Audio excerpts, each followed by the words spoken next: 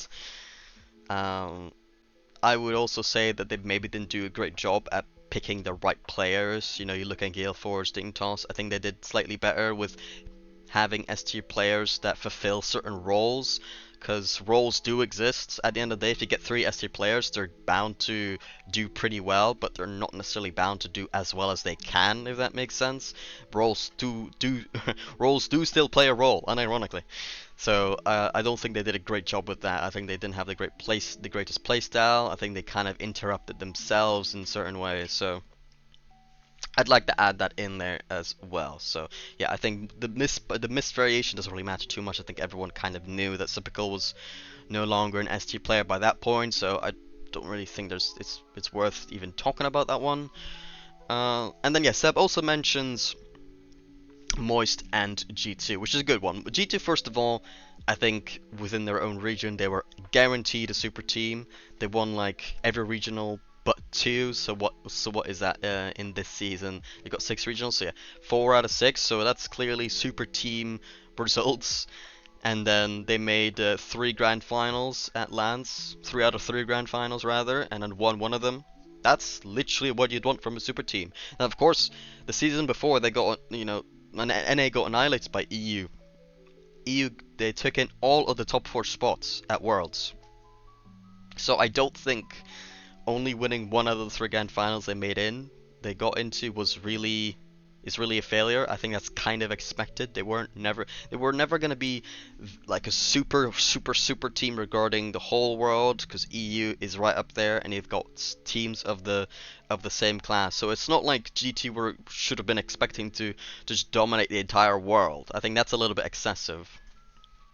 Still calling them a super team, fine, but they were never going to dominate the entire world like the whole season. So I think only winning one grand final is actually kind of up to what they would have expected, and that was probably kind of their goal going into the season. They would have preferred it to be Worlds over their major, of course, but it is what it is. And so I kind of think G2 proved that they were a super team, not just they got close. I think they were within their own region, maybe not in the whole world, but and then Moist, they also won a lot of regionals. What did they win? 3 out of 6 regionals in the splits they played in.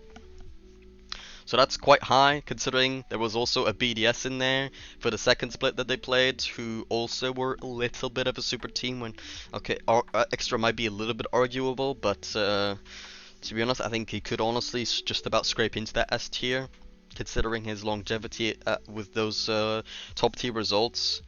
Considering Mark was kind of used as their scapegoat as well, I think Extra had been top tier for a very long time. And then yeah, Moist, they won one out of 2 grand finals they made. Obviously their Worlds was a little bit disappointing, but that's right after winning, so that might be a little bit of a curse for them as well.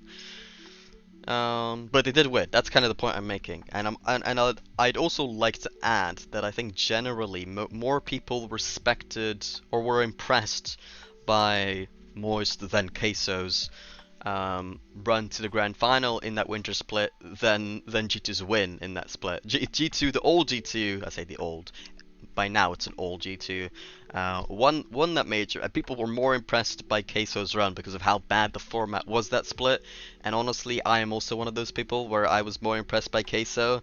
So for me, it's, even though they only won 1 out of 2 majors, it kind of felt like they did more, and I think it warranted more.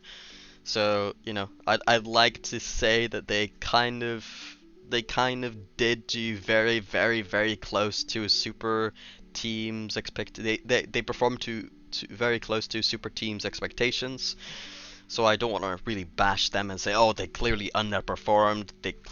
They were supposed to win everything. They didn't. Obviously, when they formed, they weren't even remotely a team close to contending for majors. But yeah, eventually they were. So yeah, I think they got, you know, pretty darn close. The closest you could be to being performing to super teams' expectations. If they didn't, because I kind of think they kind of did, but you know, it's very close, I suppose. But yeah, I just want to talk about that in a little bit of detail today. But that's all for me. I know I went on a little bit of a tangent. But yeah, I'm going to dip now, so thank you all for watching. Let me know what you think in the comments. Maybe mention some super teams that you think existed, or maybe some teams that a lot of people consider to be super teams and why you don't think they are, that kind of stuff. Anyways, I'll see you later.